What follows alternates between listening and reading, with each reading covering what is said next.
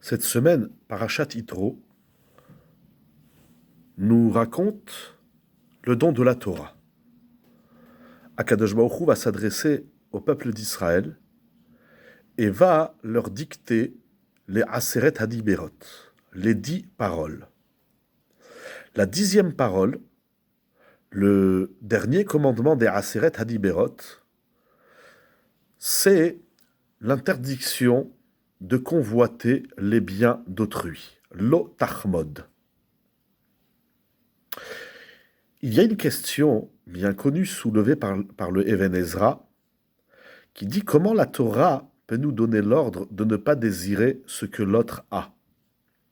Apparemment, le désir, la convoitise, quand on voit quelqu'un qui a une belle maison, une belle voiture, une belle situation, c'est tout à fait spontané et naturel que de s'exclamer et de dire « j'aimerais autant que lui ».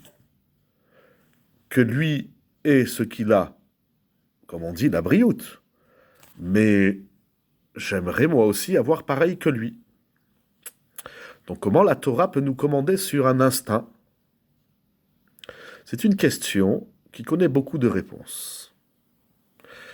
Mais prenons l'opinion qui dit que le fait même de désirer ce que l'autre a est en soi un interdit. Il y a la Chita du Rambam, qui a une autre lecture.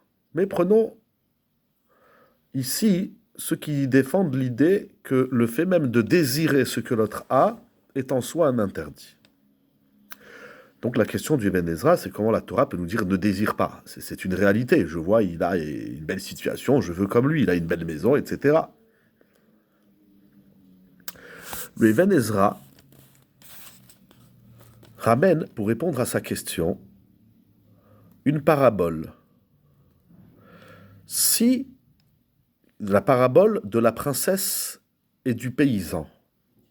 Si le paysan voit la princesse, il n'exprimera même pas le désir de vouloir l'épouser. Il sait très bien qu'il y a un écart entre lui et elle. Donc il ne rêve même pas de l'épouser. De la même façon, le Even Ezra dit, l'homme doit comprendre que ce que l'autre a lui est inaccessible. Donc il n'y a pas de raison de convoiter ce qu'il a, puisque ce qu'il a est à lui. Ça veut dire que d'après le Even Ezra, le travail, c'est je ne dois pas désirer ce que l'autre a. Le Sfat Emet voyage vers une autre voie. Il dit en vérité, si notre cœur convoite, si notre être convoite ce que l'autre a, c'est que les désirs de notre vie sont purement matériels. Nous avons des désirs de ce monde-ci. Donc quand je vois que l'autre il a une belle voiture, je dis moi aussi je veux une belle voiture, etc. Le travail ici de l'otachmod consiste à ne désirer seulement des choses essentielles et existentielles à la vie. Lorsque l'homme se trouve dans sa pensée préoccupée et investi dans des désirs plus élevés, au-dessus de la matière, il n'en viendra pas à convoiter les biens matériels d'autrui. C'est-à-dire que d'après le Even Ezra, le commandement de l'otachmod, c'est l'exercice d'enlever le mauvais désir, alors que d'après le Sfat Emet, l'otachmod, c'est augmente le bon désir, donc tu n'auras plus de mauvais désir. En vérité, dit le Sfat Emet, que ce qu'il dit est complémentaire à ce que dit le Even Ezra.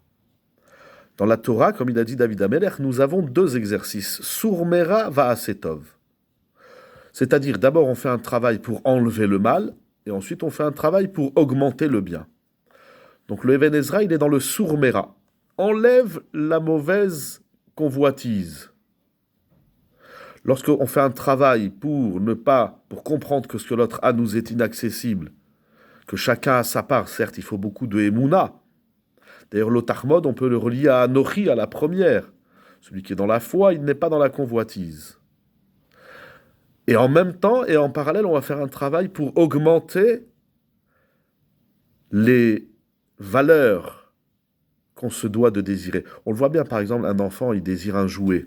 Mais lorsqu'il grandit un adulte, son désir, c'est plus le jouet, son désir a augmenté. Il est parti à une autre dimension. Plus on se trouve dans une dimension supérieure, moins on convoite ce qui est d'une dimension inférieure.